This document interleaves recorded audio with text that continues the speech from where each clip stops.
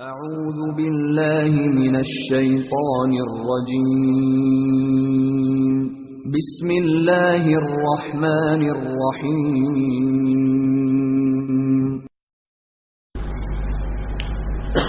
بسم الله الرحمن الرحيم الحمد لله الصلاة والسلام على خير خلق الله وعلى آله وصحبه ومن والاه أما بعد فأعوذ بالله من الشيطان الرجيم بسم الله الرحمن الرحيم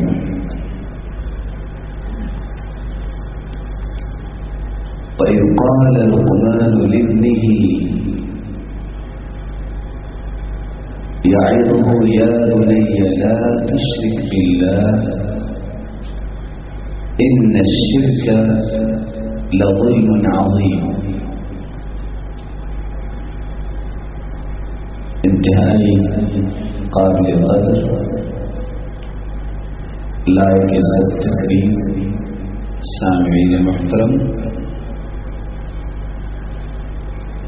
اللہ رب العزت اس حقیقت کو بیان کر رہے ہیں کہ شرک بہت بڑا ظلم ہے.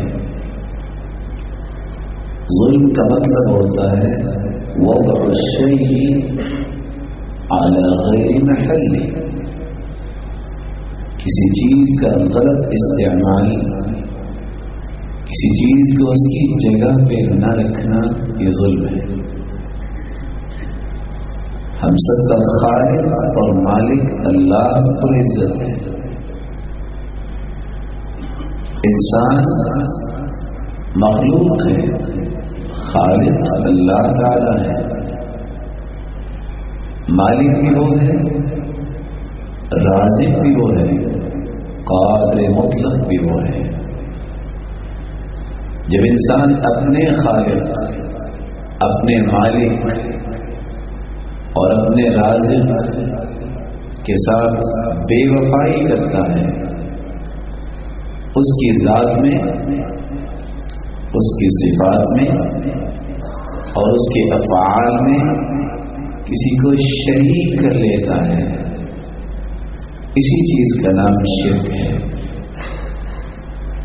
جس سے اللہ رب العزت نے منع فرمایا اور اس کے بھیانک نتائج کو قرآن مجید میں کھول کھول کر بیان کیا کہ مخلوق کا کوئی بھی عنصر اور کوئی بھی اکائی اس گمبھیر مصیبت میں نہ پھنس جائے. آپ کو یاد ہوگا موسیٰ علیہ السلام کی قوم نے بچڑے کو پوجنا چاہا. جب بچڑے کی پوجا پاٹ کی، اس بے وفائی کی سزا کیا ملی؟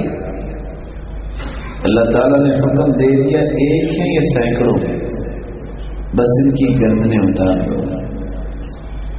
اتنا بڑا گناہ جس کی بخشش ہوگی نہیں اگر دنیا میں توبہ نہیں کی. وہ کون سا گناہ ہے؟ وہ شرک ہے. آج کی اس مجلس میں میری گفتگو کا محور 3 نکات ہوں گے. شرک کیا ہے اور شرک کے اسباب اور وسائل کون سے ہیں، کس طرح شرک انسان کرتا ہے، اور تیسرا نقطہ، کیا انسان اسلام کو قبول کر لینے کے بعد بھی شرکیہ اعمال کرتا ہے؟ کہ امت مسلمہ میں شرک موجود ہے اور اس کے بھیانک نتائج کون کون سے ہیں؟ الشرک جس کا مطلب ہے الاشراک والمقارنہ، اور شرک کا لغوی معنی اگر تلاش کیا جائے تو اس کا مطلب ہوتا ہے حصہ. عربی زبان میں کہا جاتا ہے بیع شرک من داری،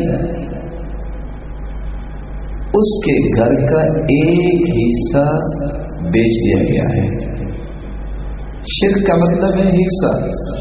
اسی قرآن مجید میں اللہ فرماتے ہیں وَمَا لَهُمْ فِيهِمَا مِنْ شِرْكٍ. اللہ رب العزت کو چھوڑ کر جو لوگ کسی اور کی عبادت کرتے ہیں، اپنی دعا اور پکار کا رخ ان کی طرف کرتے ہیں، ان لوگوں کا زمین و آسمان کی تخلیق میں کوئی حصہ نہیں. اور دوسری جگہ فرمایا ام لہم شرک فی السماوات. کیا آسمان کی تخلیق میں ان کا کوئی حصہ ہے؟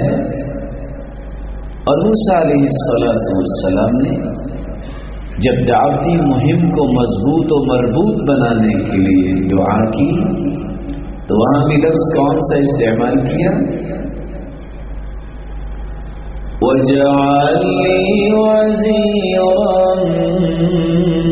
مِّنْ أَهْلِي هَارُونَ أَخِي. اور آگے کیا فرمایا؟ وَأَشْرِكْهُ فِي أَمْرِي.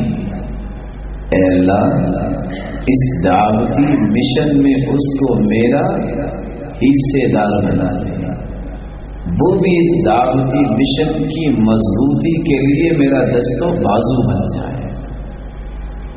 وَأَشْرِكْهُ فِي أَمْرِي. عربی زبان میں شراک تسمے کو کہتے ہیں، اور تسمہ بھی جوتی کا حصہ ہوتا ہے.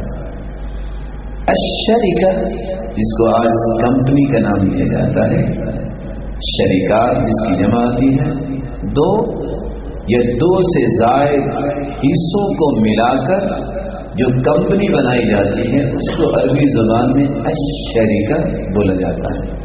الغرض شرک کا مطلب ہے حصہ. تو اصطلاحی معنی یہ نکلا کہ اللہ کی ذات میں، اس کی صفات میں، اس کے افعال میں کسی کو حصے دار بنا لینا یہ شرک ہے. اللہ رب العزت فرماتے ہیں وَإِلَٰهُكُمْ إِلَٰهٌ وَاحِدٌ لَا إِلَٰهَ إِلَّا هُوَ الرَّحْمَٰنُ الرَّحِيمُ.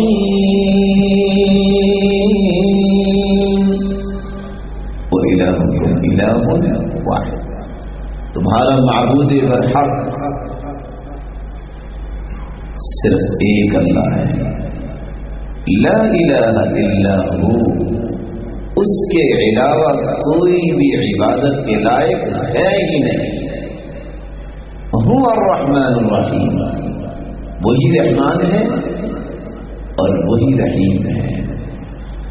اللہ رب العزت کی ذات میں یا صفات میں یا اس کے افعال میں کسی کو شریک سمجھنا یا کسی کے اندر یہ صلاحیت سمجھنا کہ جو اللہ رب العزت کر سکتے ہیں وہ فلاں بھی کر سکتا ہے، یہ تصور، یہ تخیل، یہ فکر، یہ سوچ، یہ نظریہ، یہ آئیڈیالوجی شرک کہلاتا ہے. اللہ رب العزت ہم سب کو محفوظ فرمائے. اسی ابن القیم رحمۃ اللہ علیہ شرک کی حقیقت اور اس کی بڑی اقسام کو بیان کرتے ہوئے فرماتے ہیں وَالشِّرْكُ فَاحْذَرْهُ فَشِرْكٌ ظَاهِرٌ ذَا الْقِسْمِ لَيْسَ بِقَابِلِ الْغُفْرَانِ وَهُوَ اتِّخَاذُ النِّدِّ لِلرَّحْمَٰنِ يدعوه أو يرجوه ثم يخافه ويحبه كمحبة الديان. شرک سے بچ کے رہو.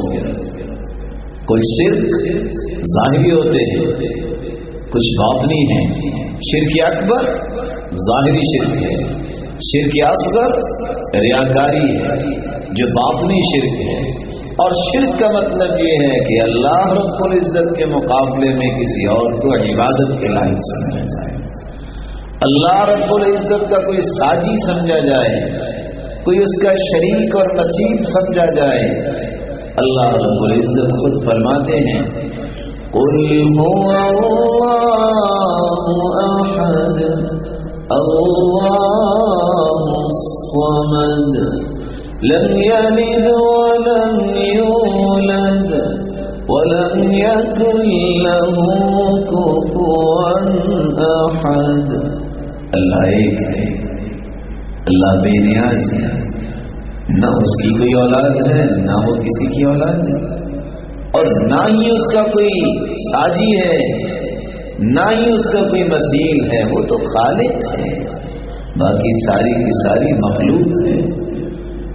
يدعوه او يرجوه ثم يخاف ويحبه كمحبة الديان. شرک کی 4 ظاہری شکلیں ہیں. انسان ڈوبتا ہے تو ان 4 شکلوں میں ڈوبتا ہے. سب سے پہلی شکل جب انسان اپنی نیت، اپنا ارادہ اللہ کی رضا کی طرف نہ موڑے، بلکہ اپنی نیت اور اپنے ارادے کو صرف اور صرف یہاں تک محدود رکھے کہ مجھے دنیا مل جائے، آخرت ملے نہ ملے، دنیا سنورنی چاہیے. اللہ رب العزت کا حق یہ ہے کہ اس کی عبادت کر کے دنیا بھی سنورے گی، آخرت بھی سنور جائے. لیکن جب انسان